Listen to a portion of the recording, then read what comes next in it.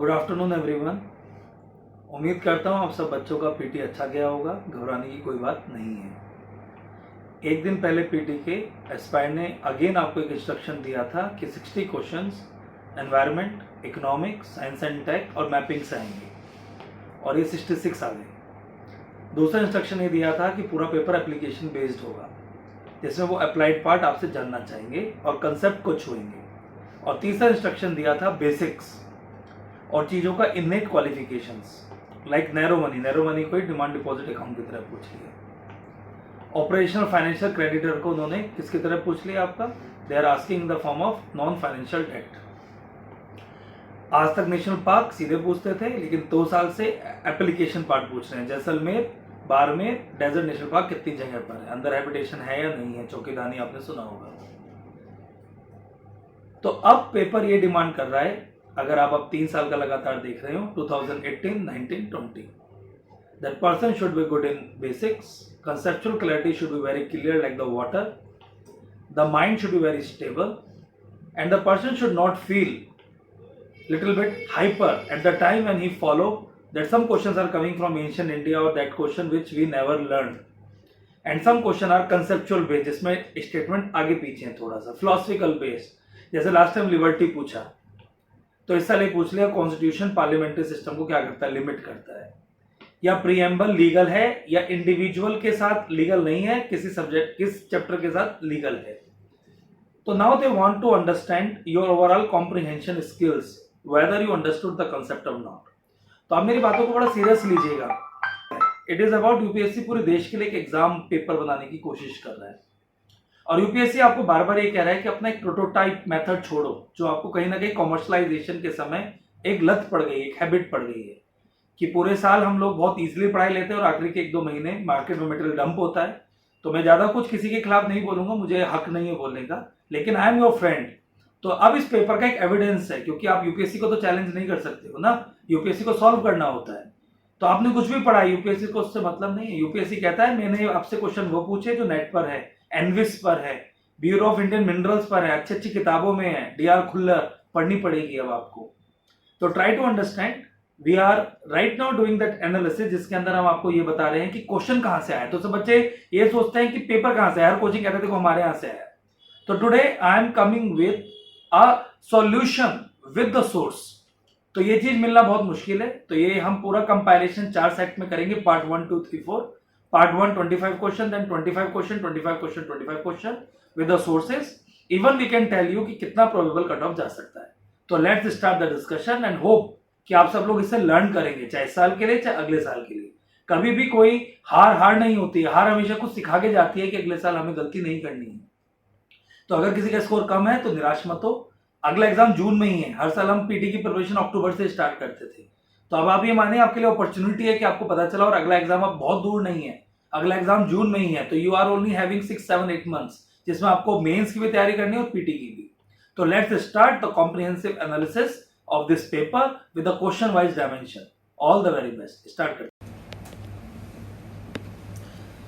तो let's start with the question answer. आपका set कोई भी हो, क्वेश्चन आर ऑलमोस्ट सेम और 10-10 क्वेश्चन पर ये चेंज होगा। आपको पता है 10-10 क्वेश्चन पर सेट चेंज हो रहे हैं, मतलब 10-10 क्वेश्चन का डिफरेंस है। तो पहला क्वेश्चन हम फर्टिगेशन के लिए करते हैं। फर्टिगेशन ये जो टॉपिक है, it is in the environment also and it is in a geography booklet also. तो मिक्स क्वेश्चन है। इसका मतलब होता है जब हम पानी के साथ फर्टिलाइजर को मिला के करते हैं। तो हमने कमांड एरिया डेवलपमेंट प्रोग्राम का कंसेप्ट पढ़ा था कि अगर ओवर इरिगेशन होता है या अंडर इरिगेशन, दोनों से ही सॉइल एल्कलाइन और बेसिक बन जाती है। तो ये उसी को उल्टा कर दो। तो controlling the alkalinity of irrigation water is possible, बिल्कुल ठीक है। तो अगर 1 देखोगे आप, कॉमन टॉपिक है। फिर इसके अंदर अगर आप दूसरा टॉपिक मतलब ये देखोगे कि it increase availability of nutrient to the plant possible, बिल्कुल ठीक है। तो 1 और 3 का कॉम्बिनेशन जा रहा है, और अगर हम 1 और 3 का कॉम्बिनेशन देखेंगे तो बी कट जाएगा, डी। ऐसे हमें एग्जाम में करना चाहिए था। अब 1 और 3 के बाद 2 बचा और 4 बचा। अगर हमें देखें reduction the leaching of chemical nutrient is possible, बिल्कुल ठीक है। Efficient application of rock phosphate, इसका कोई भी रिलेशनशिप नहीं है, तो 2 हट जाएगा। आंसर क्या आ जाएगा, 1, 3, 4, मतलब सी हमारा इसमें आंसर हो जाएगा। और यहाँ पर मैंने एप्लीकेशन दिया है कि fertigation has been the 2 word fertiliser plus irrigation. तो ड्रिप इरिगेशन के अंदर इसका बहुत अच्छे से यूज किया जाता है। तो अगर किसी ने वर्ड सुना था तो कर देता, और नहीं सुना था तो उसका बैंड बच जाता। लेकिन अगर हम फर्टिगेशन पढ़ के क्वेश्चन पढ़ते तो हमें समझ में आ जाता फर्टिगेशन मतलब इरिगेशन प्लस फर्टिलाइजर, FERT मतलब फर्टिलाइजर, IGATA मतलब इरिगेशन। तो इसलिए मैं बोल रहा हूँ कॉमन सेंस रखने की बहुत ज़रूरत है, ये हमने दिया। अब ये क्वेश्चन नंबर 2 बहुत ही ईजी था। ये होती है बेंटोनाइट, है ना। ये कुछ लोगों ने गलत आंसर दिया है, इसे मुल्तानी मिट्टी बोलते हैं, अगर किसी को पता हो हिंदी साइड देख लेते तो आप। और ये जो मिट्टी विट्टी होती है ना, ये कभी भी मेजर मिनरल्स में तो आती ही नहीं है। और क्रोमाइट इंडिया का one of the major mineral जो उड़ीसा के अंदर मिलता है, और इसकी लिस्ट DR खुल्लर में भी दे रखी है और ब्यूरो ऑफ मिनरल्स में। तो मैं आपको बताना चाह रहा हूँ क्वेश्चन कहाँ से आते हैं। तो ये लोग किसी भी कोचिंग की वेबसाइट को फॉलो नहीं करते हैं। इनको पता होता है कि बच्चे को वो नहीं देना जो वो पढ़ रहा है, बच्चे को वो देना है जो वो नहीं पढ़ रहा है। तो वो गो बैक टू बेसिक्स पर जा रहे हैं। और एस्पायर में हम लोग यही कोशिश करते हैं कि बच्चों को बेसिक्स पर लेके जाएं। तो अगर हम इसको हटा देंगे और क्रोमाइट और काइनाइट, अगर काइनाइट है तो सिलेमनाइट जरूर होगा क्योंकि एल्युमिनियम के ऑक्साइड से मिलते हैं। तो आंसर है 2, 3, 4। तो D is the answer of question number 2। Explanation हमने नीचे दे रखी है। This is a list. तो अगर आप देख पा रहे हो, this is a list of the minerals. तो अगले साल के लिए भी अब ये बताना चाह रहा हूँ कि यूपीएससी का जो मैं बार बार पीटी ट्रिक में बोलता था कि 80 क्वेश्चन फिक्स होते हैं, उसी में से देता है। तो आप देखो 2018-19 में उन्होंने सैंड पूछा, लास्ट ईयर सैंड को माइनर मिनरल पूछा, इस बार माइनर मिनरल की कैटेगरी पूछ ली, कौन कौन से माइनर और मेजर है। तो आप शायद बच्चे मेरी बात समझ पा रहे होंगे कि सर क्या कहना चाह रहे हैं। तो मैं आपसे बस ये कहना चाह रहा हूँ कि they are having the tendency to repeat the questions time and again. फिर क्वेश्चन नंबर 3, आपको हैरानी होगी, this question was in 2018। Aspire अकेला इंस्टीट्यूशन है जो 3 इयर्स करंट अफेयर्स पर जोर देता है। क्यों? हमें पता है क्या होगा। और एक करंट अफेयर्स वो नहीं है जो आपको एक बुकलेट मिल जाती है जिसके अंदर आप 1, 2, 3, 4 करके छोटी छोटी न्यूज उसका बैकग्राउंड ये पढ़ लेते हो। ये एडिटोरियल और कुछ मेजर लोगों के एडिटोरियल आते हैं। तो पहले मैं आपको ये दिखाना चाहता हूं, अगर ये खुलेगा तो दिस इज अ लिंक, और अगर ये खुल जाएगा तो आपको जरूर दिखाएंगे। देखिए खुल गया। तो अगर आप सब देखोगे तो ये देखो 2000, if you people are watching it, this is a question of 2018। देखो 2018 सितंबर 1 को आया था, and R Prasad, one of the famous scientist. और आप देखो उस बंदे ने कोशिश भी नहीं करी कुछ चेंज करने की, और उसने ऐसे का ऐसा स्टेटमेंट उठा के दे दिया। अगर आप इस सेक्शन को पढ़ो, अगर आप पढ़ पा रहे हो, SST 26 degree centigrade, isotherm is seen, depth varying 15 to 100। यही पर उन्होंने 159, 129 पूछा, गलत हो गया। और मार्च भी दे रखा है, जनवरी एंड मार्च।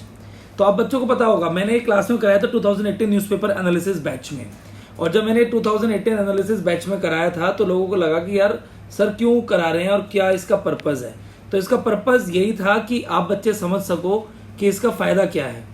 तो हमारे लिए तो न्यूज़पेपर एनालिसिस है, आप बच्चों को लगता है कि नोट्स क्यों बना रहे हैं, मिल जाएंगे रेडीमेड, लेकिन देखो उन्होंने सीधे क्वेश्चन पूछ लिए। देखो देखो ये गलत हो गया ना यहाँ पर।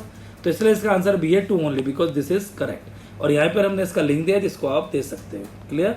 इसका फंडा भी था, दिमाग लगाने वाला था। इस सेकंड वाला तो जनवरी मार्च, लेकिन ये स्टडी है रिसेंटली। ठीक है, तो ये हमारी तरफ से आपके लिए कुछ सोर्सेज हैं जिनको आप फॉलो कर सकते हैं। और ये एस्पायर के नहीं है, हिंदू के, और हिंदू हमारा दोस्त नहीं है।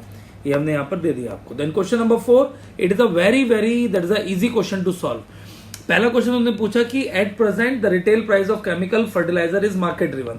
अब जिस बच्चे ने डीबीटी पढ़ रखा है कि फर्टिलाइजर में डीबीटी हो गया जो इंडस्ट्री को मिलता है, वो तुरंत पहले ऑप्शन काट देगा। ये 2 कट गए। अब हमारा 2, 3 बचा, 2 बचा। हम सबको पता है अमोनिया, यूरिया, नाफ्था निकलता है, 100% सही है। तो अब 3 की बात है। Sulphur which is a raw material. अब इसके लिए नॉलेज चाहिए। सल्फर फॉस्फोरिक रॉक के साथ जब मिलता है तो उससे फॉस्फोरिक एसिड बनती है, इसलिए ये ऑप्शन भी ठीक है। 2 and 3 is the answer, B is the answer.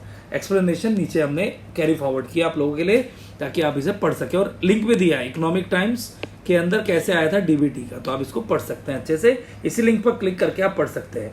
ये जो कॉपी हम पढ़ा रहे हैं इसी का लिंक हम नीचे देंगे, हमने अपनी वेबसाइट में डाला है, आप उसके थ्रू जा सकते हैं। डन। पूरा फर्टिलाइजर का दिया, कहाँ कहाँ से उठाया, हिंदू न्यूज़पेपर तक का दिया, क्योंकि हमने पढ़ाया है। और ये हमारी बुकलेट है, उसके अंदर भी हमने दिया है कि नाइट्रोजन ऑक्साइड और सल्फर डाइऑक्साइड किस तरह से काम करती है, हमने पूरा इसको बना के दिया है। तो बच्चा कहीं से भी पढ़ के से सॉल्व कर सकता है। लेकिन एक ही बात फिर से मैं बोलूंगा, दिमाग चाहिए पेपर में, है ना। अब ये नहीं है कि सीधे सीधे क्वेश्चन आ गए कि सागरिका बताओ क्या है ना, और MG नायरी बताओ क्या है। अब वो आपका थोड़ा दिमाग चेक करते हैं। अब यह इंडियन डेजर्ट पार्क, हम सबको पता है कि desert national park great Indian bustard के लिए इंपॉर्टेंट है और great Indian bustard critically endangered है, तो ये बिल्कुल ठीक था। और स्प्रेड ओवर 2 डिस्ट्रिक्ट बिल्कुल ठीक था। अब सब लोग अब खाना खाने जाते हो, कहते हैं ना पीटी पास करने के लिए कभी कभी कॉमन सेंस यूज करना पड़ता है, तो हम चौकी धानी खाना खाने जाते हैं। तो जब चौकी धानी जाओगे तो उसमें लिखा होता है this Rajasthan famous food from Jaisalmer Thar desert, तो चौकी धानी अर्थ हैबिटेशन, और सुप्रीम कोर्ट का भी रिसेंट डिसीजन चल रहा था, तो 9 वाला गलत हो गया। तो आंसर इज इसका 1 और 3। आप मेरी बात समझ गए? तो फिर से मैं बता रहा हूं, कुछ नॉलेज बुक से, कुछ नॉलेज ऑब्जर्वेशन से, कुछ नॉलेज न्यूज़पेपर से, तीनों को मिलाकर अब पेपर बन रहा है। तो I can accept that yes paper is tricky but it is easy and good for those people जो अच्छे से पढ़ते हैं। और मेरे बहुत सारे बच्चों ने 100, 110, 120, 130 मारा और बहुत बच्चों ने 70, 80, 90 भी मारा है। तो वो मैं बाद में डिस्कस करूंगा क्या प्रोबेबल कट ऑफ हो सकती है, but it is upon now realization कि हमें मेहनत करनी पड़ेगी। ये प्योर मैपिंग से है। अब 2 तरह की मैपिंग है, पहले तो बहुत लोग करते ही नहीं है मैपिंग, ना कराते हैं। जो लोग कराते हैं वो आपको एक बुकलेट दे देते हैं, इसमें लोकेशन होती है। एक होता है ऑब्जर्वेशन, एस्पायर हमेशा ऑब्जर्वेशन की तरफ जाता है कि आप बुक खोलिए और ये देखिए 3 प्लेन्स हैं, यहाँ लेक है, ये काराकोरम, जास्कर, लद्दाख, ये ट्रांस हिमालयस की रेंजेस जो हिमाचल प्रदेश तक जा रही हैं, और सारी जितने भी ये हमारे ग्लेशियर्स हैं सब काराकोरम पर हैं, ये मैंने बता रखा है कई बार। और काराकोरम जो आपका रेंजेस पड़ता है वो यहाँ पर पड़ता है आपका पाकिस्तान का और यहाँ अस्कैचिन का। तो अगर हम यहाँ पर मानते हैं कि सियाचिन ग्लेशियर है तो ये इसका ईस्ट हुआ या इसका वेस्ट हुआ, ऐसे करके हम इसे काट सकते थे। ईस्ट गलत हो गया, ये भी गलत हो गया, ये भी गलत हो गया, बचा क्या? North of Nubra valley. और Nubra valley is a water tributary of Shyok and Gilgit. Gilgit एक रिवर है, बहुत आगे है, श्योक की ट्रिब्यूटरी है। तो ये north Siachen glacier is north of Nubra valley, बिल्कुल ठीक है। तो ये हमने मैपिंग मॉड्यूल में बहुत अच्छे से कवर किया था, जिसको आप देख सकते हैं। हमने रेफरेंस दिया है, हम लोग वो नहीं है फेक के बस दे दिया, हमने हर चीज का स्क्रीनशॉट खींच के दिया ताकि आप लोग समझ सके कि क्या पढ़ना होता है, किस लेवल पे पढ़ना होता है और एस्पायर किस तरह से मदद कर सकता है। अब ये एस्पायर नहीं कराता, लेकिन हमने एक चैनल स्टार्ट किया था UPSC, that's the let's crack it, है ना। तो एक यूट्यूब का चैनल था, बहुत कम सब्सक्राइबर बेस था, 400-500 लोगों का, लेकिन हमने इसमें पूरी एंशिएंट इंडिया पढ़ाई थी प्रतीक ने, एंड इसमें से हमारे 4-5 क्वेश्चन लग गए। तो इस क्वेश्चन के अंदर मैं आपको सीधा आंसर बता देता हूँ, ये ए है इसका आंसर, करना ना करना बराबर है। अब देखो ये क्वेश्चन बहुत अच्छा है, this is a question regarding NITI Aayog. NITI Aayog एक ग्राउंड वाटर रिपोर्ट के साथ आया था और उससे पहले कंपोजिट वाटर इंडेक्स के साथ आया था, और उसमें 36% नहीं था, 32% था। तो लोगों का मानना है कि जो न्यूमरल्स आते हैं वो सही होते हैं, गलत होते हैं, हमेशा गलत होते हैं, ऐसा कुछ भी नहीं है, कुछ सही होते हैं, कुछ गलत होते हैं, लेकिन इस कंडीशन में बिल्कुल गलत है। तो फर्स्ट स्टेटमेंट गलत होते साथ ये 2 ऑप्शन क्या हो गए हमारे गलत। अब central ground water board formed under environment protection act, ये हमने अपनी बुकलेट में दे रखा है, सेक्शन 3, क्लियर। तो जिसने अच्छे से पढ़ा होगा, गुड मॉर्निंग टाइम्स हमारी आती है, this is free of material on the Aspire website, आप देख सकते हैं। तो ये बिल्कुल ठीक है, तो 2 बिल्कुल ठीक हो गया। अब हमें 3 को देखना है, India is the largest, obviously बात है, नीति आयोग ने बोला था कि वर्ल्ड का सबसे ज्यादा ग्राउंड वाटर जितना वर्ल्ड साल में करता है हम 2-3 दिन में कंज्यूम कर लेते हैं, और इंडिया में ग्राउंड वाटर का सबसे बड़ा यूज कौन करता है? एग्रीकल्चर। तो इसमें दिमाग ही नहीं लगाना था, ये बिल्कुल सही था, B is the answer. Hope करता हूं आप सबने भी ऐसे ही किया होगा, क्लियर। फिर ये इसका एक्सप्लेनेशन दिया हमने अच्छे से, और सोर्स दिया है कि कहां से दिया, देखो ये रहा, हमने इसको पूरा अच्छे से सोर्स किया था। नीति आयोग एक रिपोर्ट थी, national project on aquifer mapping, उसके अंदर इसको दिया गया था। अब ये है जेट स्ट्रीम। अब ये हमने क्लास में बहुत अच्छे से पढ़ाते हैं, सबको पता होगा, ज्योग्राफी हमारा one of the best subject है। ट्राई सेलुलर जो मॉडल बनता है, हेडली सेल, फेरल सेल और पोरो सेल, उनके बीच में ही जेट स्ट्रीम होती है। तो जब ये इधर बनेगा तो सदर्न हेमिस्फीयर में तो बनेगा, अगर ये सदर्न हेमिस्फीयर में ही बनेगा तो ऑप्शन गलत हो गया। दूसरा, आई ऑफ द साइक्लोन में हमेशा टेम्परेचर बढ़ता है, कम नहीं होता है, तो ये 2 गलत है। जब 2 गलत हो गया, हमें पता है पहला भी गलत है और तीसरा भी गलत है, तो बचा क्या? 2, ऐसे आंसर निकाल देना था। तो इसका मतलब कुछ साइक्लोन में आई नहीं होती होगी, लेकिन जो इस क्वेश्चन पे बैठ गया आई पर, वो अपना पूरा समय बर्बाद, क्वेश्चन गलत है ना। तो this is a question, 9th question answer is that is C with explanation, clear. ये पूरा एक्सप्लेनेशन हमने आपको दिया जेट स्ट्रीम कैसे बनती है। देन क्रिटिकल टाइगर हैबिटेट, देखो भाई, अगर टाइगर हैबिटेट बड़ा होगा तो इसका कोर एरिया भी बड़ा होगा, और सबसे बड़ा टाइगर रिजर्व कौन सा है? नागार्जुन सागर, श्रीशैलम। ऐसे दिमाग लगाना था, ये सिर्फ कंफ्यूज करने के लिए दिया था। तो इसके नीचे एक हमने यहाँ पर आपको लिस्ट दी है, जो हमने संजीवनी बैच के अंदर भी दी थी, ये रहा, उसी का ये स्क्रिप्ट है, दैट नागार्जुन सागर सेलम 2595, इतना किसी का नहीं है। तो हमने पूरी लिस्ट तो नहीं दी क्योंकि डॉक्यूमेंट बड़ा हो जाता, लेकिन हमने इसकी लिस्ट दी है और हमारी वेबसाइट पर भी है। फिर डायरेक्ट क्वेश्चन बुकलेट में कहीं से भी आप पढ़ लो, हर कोचिंग की बुकलेट में दे रखा है, ये नहीं है कि एस्पायर में, जो उसका भी मटेरियल एनवायरनमेंट का सब में दे रखा है, शंकर आइस में भी दे रखा है, सब जगह दे रखा है। तो आपका schedule 6 of the protection act हमें ये बोलता है कि कोई भी प्लांट उगाना नहीं है। B is the answer of question number 11। Explanation नीचे दे रखी है, आप बच्चे पढ़ सकते हैं और इसको लिंक को जा सकते हैं। Then with reference to the period of Gupta dynasty the town शिला, ये हमने नहीं कराया, लेकिन ये यूट्यूब पर हमारा जो सेल्फ स्टडी फॉर यूपीएससी है उसके अंदर हमने दिया है, ये आप ये लिंक खोल कर दे सकते हैं। हमने बहुत मन से यहाँ बच्चों को पढ़ाया था और बहुत मेहनत की थी। आप इसको अगर सुनेंगे, और इस चैनल को जरूर आप सब्सक्राइब कीजिएगा, क्योंकि उन सब बच्चों के लिए जो सेल्फ स्टडी करने पर यकीन रखते हैं, और हमने उन्हीं के लिए ये अब बनाया है। तो जब आप ये खोलेंगे तो इस तरह से हमने ये यूपीएससी सेल्फ लर्निंग पढ़ाया था, जिसके अंदर हमने हिस्ट्री की एक एक चीज पढ़ाई थी विद नोट्स। तो आप इसको अगले सीजन के लिए जरूर रेफर करें, जो बच्चे पहली बार इसको तो ये क्वेश्चन का आंसर है ए। फिर इसके बाद क्वेश्चन नंबर 13, जीरो टिलेज। देखो जीरो टिलेज का मतलब होता है ये हमारा लैंड है, इसमें हमें खुरपी से जो हम मिट्टी खोदते हैं वो नहीं खोदनी है। तो इसका मतलब कार्बन इसके अंदर फिक्स रहेगा, because soil is one of the major part of the carbon. तो इसका मतलब कार्बन सिक्वेस्ट्रेशन सॉइल पॉसिबल, बिल्कुल ठीक है, 3 बिल्कुल सही है, तो ए कट गया। इसके बाद sowing of wheat is possible without burning the residue, ये न्यूज़पेपर में भी आया था और विकासपीडिया में भी दे रखा है। तो A1 बिल्कुल ठीक है, और जब 1 ठीक है और 3 ठीक है तो 1 3 के साथ अपने आप ही डी ऑप्शन आएगा। It is the answer. Vikaspedia को आप उठा के पढ़ सकते हैं ना गुड मैनर। अब 2 चीजें, एक तो बायोफ्यूल ऑफ द वर्ल्ड, एक नेशनल पॉलिसी ऑन बायोफ्यूल, ये भी हर कोचिंग ने अपने मेटेरियल में दिया है, एस्पायर ने भी दिया। It is a very common question, UPSC कम से कम 2-3 बार रिपीट कर चुका है। कसावा आता है, व्हीट ग्रेन आता है, ग्राउंड नट इसमें नहीं आता। तो जैसे आप 3 काटेंगे, 1 2 3 सब कट गया, answer is A groundnut. इसको आप ऐसे भी ले सकते हैं, लास्ट ईयर पूछा गया था सबसे ज्यादा इंपोर्ट क्या करते हैं, ऑयल सीड्स।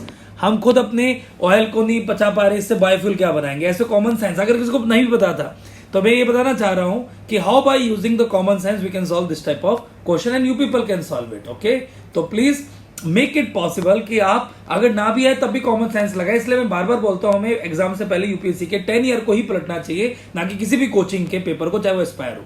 तो ऑलवेज रिमेंबर वन थिंग, जब हम यूपीएससी पलटते हैं तो हमें पता चल जाता है लास्ट ईयर माइनर मिनरल पूछा, तो चलो इस बार एक बार माइनर मिनरल देख लेते हैं, माइनर मेजर क्या है। अच्छा, लास्ट ईयर इन्होंने ऑयल सीड का पूछा, तो हमें पता होना चाहिए कि ऑयल सीड तो हम इंपोर्ट करते हैं, तो उसे बायोफ्यूल कैसे बनाएंगे, काट दिया। Ground nut is a oil seed. Clear, बहुत अच्छे।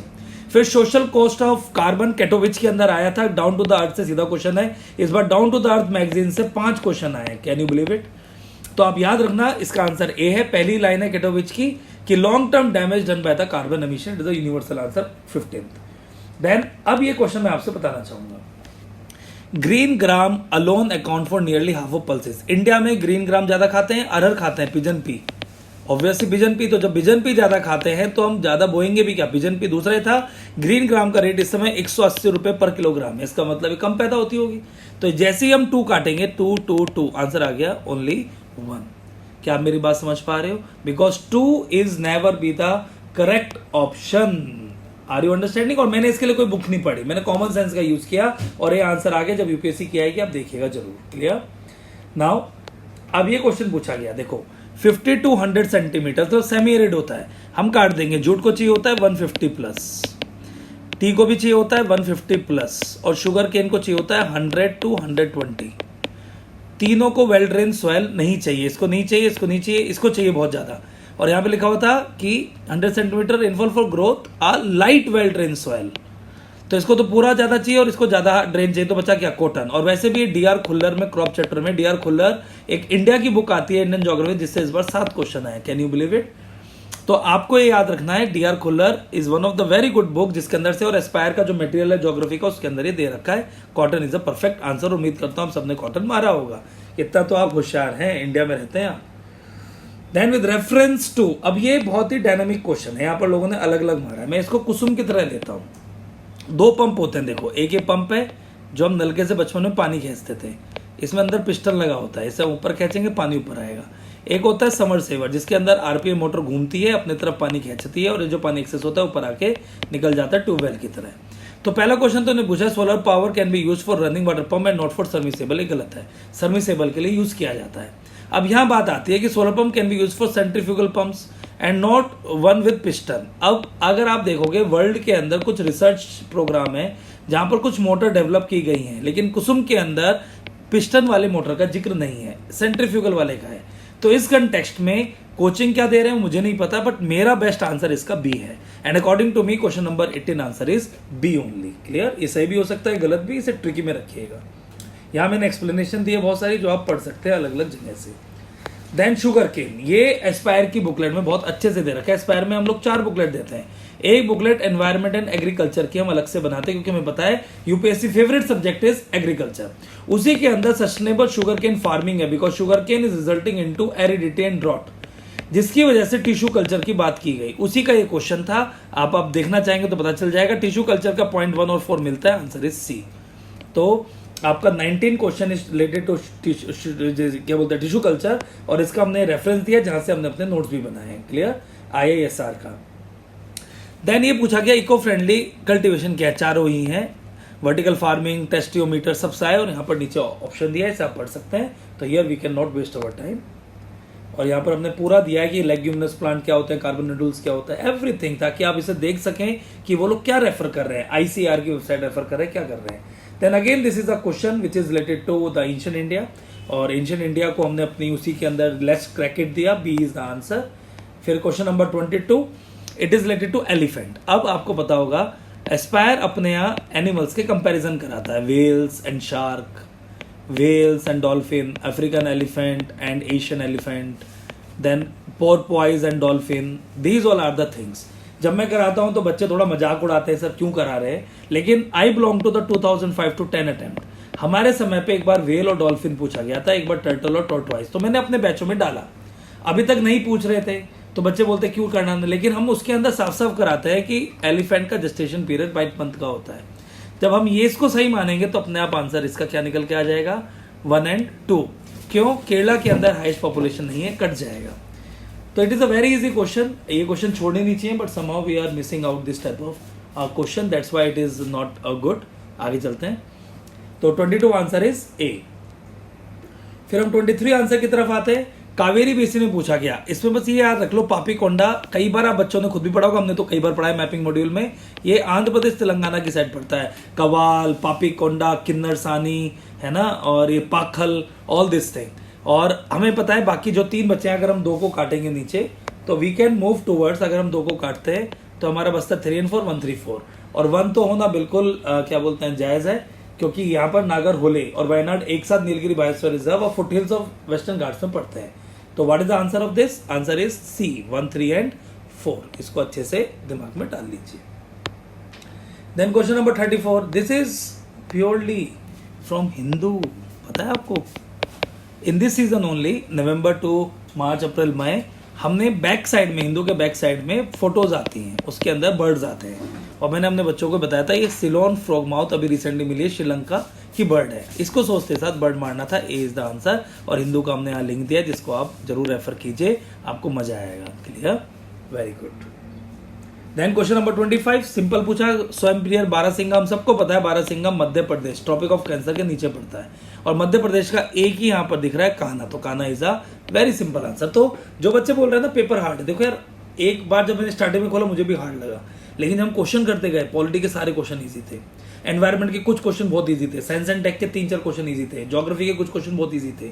अगर हम इन सबको लगाते हैं 40-50 क्वेश्चन बहुत ईजी थे। तो लास्ट ईयर तो सारे क्वेश्चन ट्रिकी थे, इस साल कुछ क्वेश्चन ट्रिकी थे, कुछ क्वेश्चन बहुत ईजी थे।